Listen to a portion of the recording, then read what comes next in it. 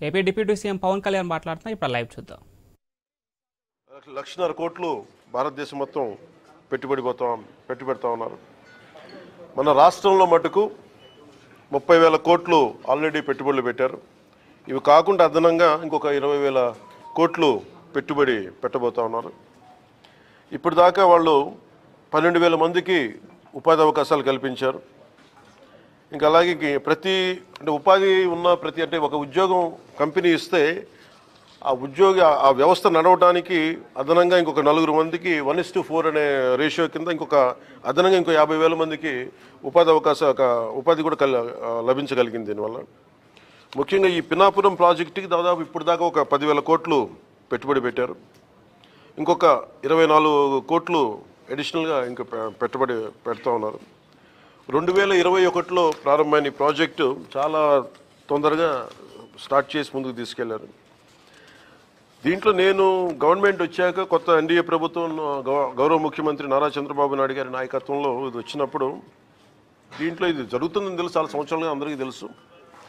కానీ ఫారెస్ట్ డిపార్ట్మెంట్లో చిన్న వైలేషన్ ఏదో జరిగింది, అది ఏదో వస్తే నాకు దాని మీద మాట్లాడితే అది యాక్చువల్ దాన్ని చూడటానికి వచ్చాను ఈ రోజున. ఇది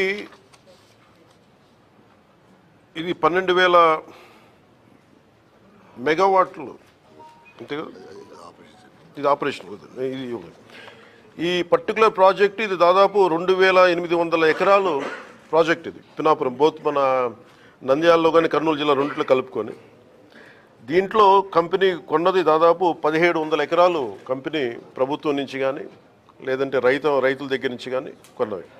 ఈ 2,800 ఎకరాల్లో 1,700 ఎకరాలు వాళ్ళు ఆల్రెడీ కొనేశారు.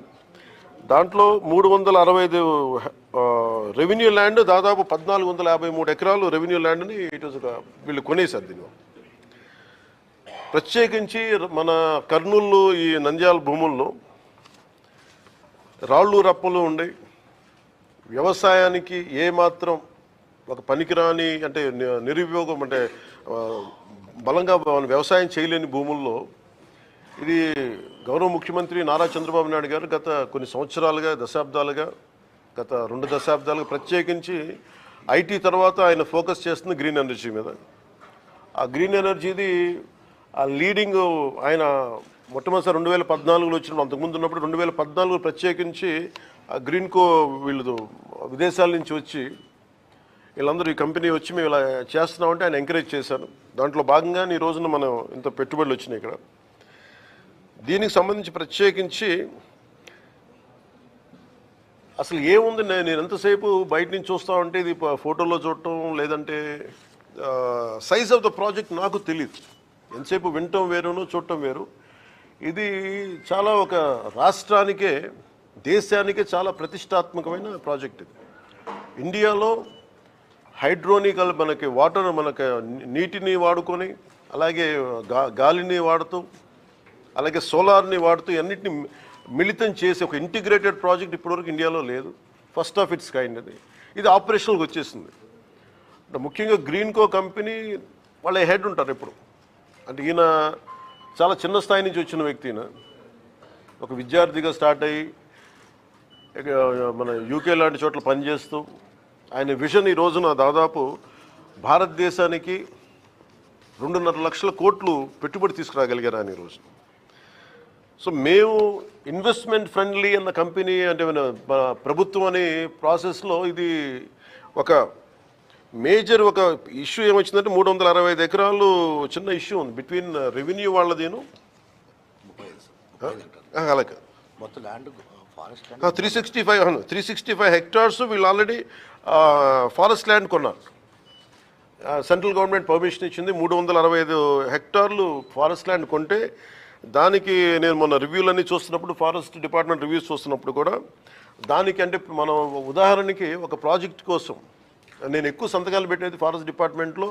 ఫారెస్ట్ గుండా మన పైప్ లైన్లు వేయాలన్నా ఇది మన ఇరిగేషన్లో ఏదైనా పైప్స్ వేయాలన్నా లేదంటే ఎలక్ట్రిసిటీ వేయాలన్నా ఫారెస్ట్ డిపార్ట్మెంట్ పర్మిషన్ ఇవ్వాలి. సో ఎక్కువ సంతకాలు దాంట్లో ఉంటాయి. ఒకసారి ఇంక్లూడింగ్ గవర్నమెంట్ డిపార్ట్మెంట్ ఏదైనా సరే నేను ఒక 2 ఎకరాలు మేము ఒక చిన్నపాటి ఒక అడుగు తీసుకున్నా కానీ ఇంకో అడుగు వేరే చోట ఇవ్వాలి. ఇది చాలా ప్రత్యేకించి ఉంటుంది. అంటే కంపెన్సేటరీ యాక్ట్ ఉంటుంది. అంటే మీరు ఒక ఎకరం ఫారెస్ట్ని మేము మీకు పబ్లిక్ అవసరాలకు కానీ పారిశ్రామిక అవసరాలకు కానీ మనం ఇస్తే ఎగ్జాక్ట్ ఇంకొక 1 acre ఫారెస్ట్ కొని ఇవ్వాలి ఇక్కడ. సో వీళ్ళు ప్రత్యేకించి 365 హెక్టార్లో ఫారెస్ట్ అవసరం ఉందనేది కేంద్ర ప్రభుత్వానికి తెలియజేసినప్పుడు ఇవన్నీ స్టేట్ల పరివ్యూ కింద రావు, ఇది కేంద్ర ప్రభుత్వం ఇవ్వాల్సినవి ఇవన్నీ. సో కేంద్ర ప్రభుత్వం ఆ రోజున 365 హెక్టార్లు వాళ్ళకి ఇచ్చారు. దానికి కాంపెన్సేటరీగా 365 హెక్టార్లు గ్రీన్కో కంపెనీ ఆల్రెడీ నెల్లూరులో వాళ్ళకి కాంపెన్సేటరీ ఫారెస్ట్ ఇచ్చారు. అది 36 కోట్లు పెట్టుబడి పెట్టి ఖర్చు పెట్టి వాళ్ళకి ఇచ్చేసారు. ల్యాండ్తో పాటు ఇంకా అదనంగా అంటే ఫారెస్టేషన్ కోసం మళ్ళీ ఒక 36 కోట్లు అదనంగా ఇచ్చారు. ఇదొకటి ఉంది. అలాగే డిస్ప్యూటెడ్ ల్యాండ్లో మనకి ఏంటి ఇక్కడ ఇందులో ఒక ప్రత్యేకంగా ఏమనిపించిందంటే రెవెన్యూ డిపార్ట్మెంట్ 45 హెక్టార్లు ఇది ఇష్యూ ఏముందంటే ఫారెస్ట్ డిపార్ట్మెంట్కి రెవెన్యూ డిపార్ట్మెంట్కి చిన్న ఇష్యూ ఉంది. ఈ 45 హెక్టార్లు ఇది రెవెన్యూ డిపార్ట్మెంట్ అని చెప్పేసి రెవెన్యూ వాళ్ళ దగ్గర ఉంది. ఈ దీంట్లో మొత్తం అప్పుడు ప్రభుత్వం ఇచ్చేసినప్పుడు మొత్తం సవ్యంగా ఇచ్చేశారు. 45 హెక్టార్లు ఇచ్చేశారు భూమి. ఇస్తున్నప్పుడు దాంట్లో ఈ dispute between forest department and revenue డిపార్ట్మెంట్లో 45 హెక్టార్లు మీద మాదా ఉంది. ఇది 1962 నుంచి దాంట్లో ఒక 10 ఎకరాలు 12 ఎకరాలు పట్టాలు కూడా ఇచ్చేశారు. అప్పుడు సక్సెసివ్ గవర్నమెంట్స్ అని 1980 దాకా ఇచ్చుకుంటూ వెళ్ళారు. దీంట్లో వైలేషన్ ఉంది లేదు 45 హెక్టార్లు డిస్ప్యూటెడ్ ఆల్రెడీ వాళ్ళు ఇచ్చేశారు. మన రెవెన్యూ శాఖ ఇచ్చేస్తుంది. మిగిలిన 11 ఎకరాలు 49 సెంట్లు మటుకు రైతుల దగ్గర తీసుకున్నారు. అది ఈ ఇది వర్క్ స్టార్ట్ చేసేటప్పుడు ఇది ప్యూర్లీ రెవెన్యూ ల్యాండ్ కింద ఉంది, ఫారెస్ట్ ల్యాండ్ కాదనేది ఈ పని చేసేటప్పుడు ఇది డిస్ప్యూట్ బయటకు వచ్చింది. అది నేను ఛార్జ్ తీసుకున్నప్పుడు నా దృష్టి నేను అప్పటి నుంచి దీని మీద మాట్లాడుతూ ఉంటే ఇది నేను మొత్తం పరిశీలించడానికి వచ్చాను ఈ రోజున.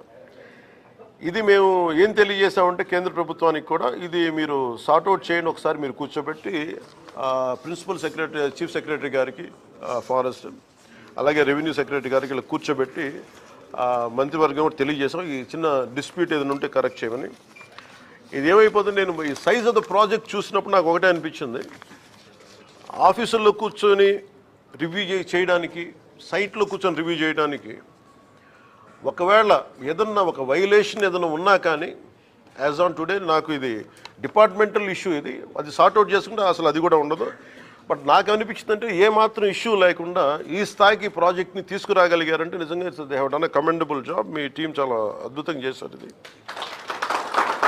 అంటే సైజ్ ఆఫ్ ద ప్రాజెక్ట్ అంటే నాకు మొత్తం చూస్తూ ఉంటే మనకు భారతదేశంలో ఈ స్థాయి ప్రాజెక్ట్ ఎక్కడ లేదు. అమెరికాకి ఎక్కడ వెళ్తే హూవర్డ్ డ్యామ్ చూస్తే నాకు అది ఆ స్థాయికి అనిపించింది. చాలా ఓవర్వెల్మింగ్ అనిపించింది, చాలా అద్భుతంగా చేశారనిపించింది. దట్టు షార్టెస్ట్ టైం పాసిబుల్, చాలా అత్యంత తక్కువ వ్యవధిలో చాలా అద్భుతంగా నిర్మించారు. ఇది ఇట్స్ గ్రేట్ వర్క్. మొత్తం అన్నీ చూశాను మొత్తం లోపలంతా.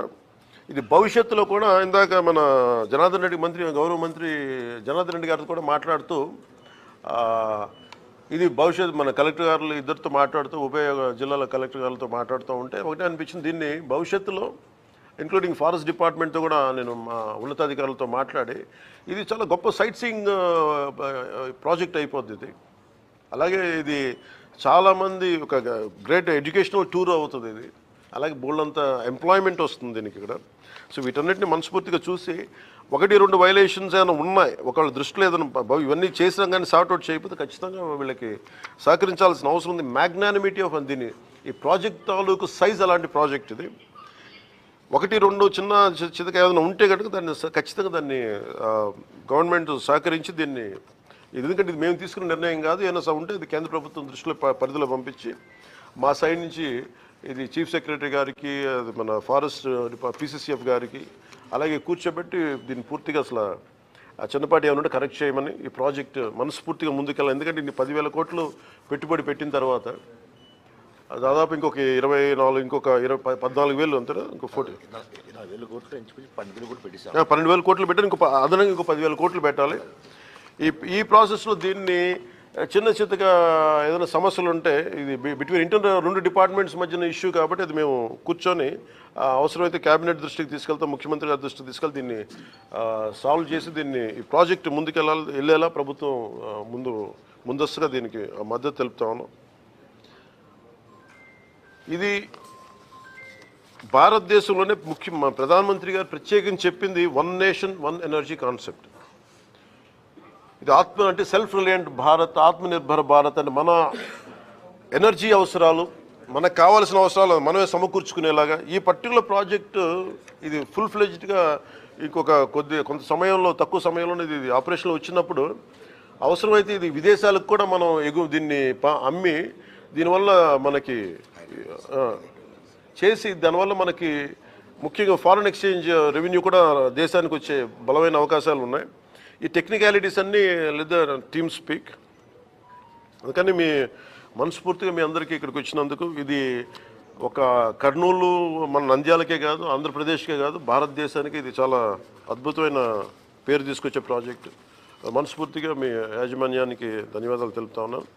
Any corrections we are here to any dispute ఏదన్నా ఉన్నా కానీ మేము మీకు మనస్ఫూర్తిగా సహకరిస్తాం. అలాగే దానికి ఏదన్నా 1-2 నేను కోరుకునేది కూడా యాజమాన్యానికి కూడా ప్రత్యేకించి మీరు చేస్తున్న ప్రాజెక్ట్స్ ఇక్కడ అంటే మీరు ముఖ్యంగా ఇది కార్పొరేట్ సోషల్ రెస్పాన్సిబిలిటీ కింద మీరు చేస్తున్నవని కానీ ఇక్కడ విలేజెస్ సంబంధించి ముఖ్యంగా ఈ ఆర్గానిక్ ఫార్మింగ్కి ఇక్కడ యువతకు కూడా కొంచెం అవకాశాలు మరింత కల్పించండి. అలాగే మీరు ఇందాక మనం మాట్లాడుకున్నట్టుగా కలెక్టర్ గారు చెప్తా ఉన్నారు, పాలిటెక్నిక్ కానీ ఈ ఐటీఐ స్కిల్ డెవలప్మెంట్ కూడా మీరు ఏదైనా చేయించండి. అలాగే ముఖ్యంగా రైతాంగానికి ప్రత్యేకించి మేడం చెప్తా ఉన్నారు ఇక్కడ ఆవు సంతతి తక్కువ ఉందని చెప్పేసి మీరు కొంత గోకులాల మీద కొంత ఆవులు సంతతి పెంచేలాగా మీరు కొంచెం సహకరించిన స్థానిక గ్రామాలన్నింటికీ కూడా. I think that one request I have. అలాగే మీరు పిల్లలకు కూడా స్కూల్ పిల్లలకు కూడా కొంచెం అదనంగా మీరు అంటే ఇదేది మేము మిమ్మల్ని రిక్వెస్ట్ చేసేది తప్ప అంటే మీరు ఇష్టంతో చేయాలి తప్ప ఇది మేము బలవంతంగా చేయించేది కాదు. And we request you more అంటే ఎందుకంటే మీరు ఫస్ట్ ఆఫ్ ఇట్స్ కైండ్. ఎందుకంటే ఇట్లాంటి ప్రాజెక్టు అంటే రాళ్ళు రప్పల్లో అంటే మీరు చూడండి ఒక వ్యక్తి ఏదో పని మీద వెళ్తా కూర్చోబెట్టి హెలికాప్టర్ రాళ్ళు రప్పల్లో ఆయన ఒక 10,000 మందికి ఉద్యోగం చూడగలిగాడు. ఒక 40,000 మందికి ఈ రోజున చూస్తే నాకు చాలా ఆశ్చర్యం వేసింది. ఎక్కడో అసలు దారి కూడా లేదు, హెలికాప్టర్ అసలు దారి ఏం కనిపించలేదు. కానీ 40,000 మందికి దాదాపు భవిష్యత్తులో ఇంకొక 10,000 మందికి డైరెక్ట్ ఉపాధి కల్పించడం ఇవన్నీ రాళ్లలో రప్పల్లో ఇంత ఉపాధి అవకాశాలు చూసినందుకు మనస్ఫూర్తిగా గ్రీన్ కో కంపెనీ యాజమాన్యానికి మనస్ఫూర్తిగా నా ధన్యవాదాలు హోల్ హార్టెడ్లీ. అంటే ఈ ప్రాజెక్ట్ నేను ఇందాక అడిగింది ఏంటంటే అందరినీ మా పేషెంట్ కూడా అడిగింది అసలు ఈ ప్రాజెక్టు దీన్ని ఏం చేస్తే ప్రాజెక్ట్ నాకు అర్థమయ్యే మామూలు భాషలో చెప్పండి. నాకు ఈ మెగావాట్లు గిగావాట్లు నాకు ఎందుకు కొంచెం అర్థం కావడం కొంచెం ఇబ్బందిగా ఉంటుంది. అంటే నేను ఒక ఇంట్లో కూర్చొని నేను లైట్లు వేసుకుంటే నాకు ఎన్నింట్లో లైట్లు వెలుగుతాయని అడిగితే 43 లక్షల ఇళ్లల్లో ఒక 200 యూనిట్లు చొప్పున రోజుకి వాడుకుంటే 43 లక్షల ఇళ్ళకి ఈ ప్రాజెక్టు డైరెక్ట్ పవర్ ఇవ్వగలదు. నెలకి 200 యూనిట్లు. అలాగే అగ్రికల్చర్ లోడు రాష్ట్రంలో 50% అగ్రికల్చర్ లోడుని ఈ ప్రాజెక్టు తీర్చగలదు. అంటే ఆంధ్రప్రదేశ్ తాలూకు ఎనర్జీ అవసరాలని 3వ వంతుని ఈ ప్రాజెక్టు అంత సత్తా ఉన్న ప్రాజెక్టు. సో అందుకని మనస్ఫూర్తిగా ఇలాంటి ప్రాజెక్ట్ని మీరు ఆంధ్రప్రదేశ్లో పెట్టినందుకు ఎవరు చూడనప్పుడు మీరు అంటే ఈ రోజున నిన్న మన ఎన్టీపీసీ కూడా చూసాం, మన ప్రధానమంత్రి గారు ఓపెన్ చేశారు. మోర్ దెన్ గవర్నమెంట్ ఏజెన్సీస్ కంటే ముందే వీటన్నిటికంటే ముందు ఆయన ఒక విజన్ తోటి చూశారు. అది మనస్ఫూర్తిగా చలమశెట్టి అనిల్ గారికి మనస్ఫూర్తిగా నా ధన్యవాదాలు తెలియజేసుకుంటాం.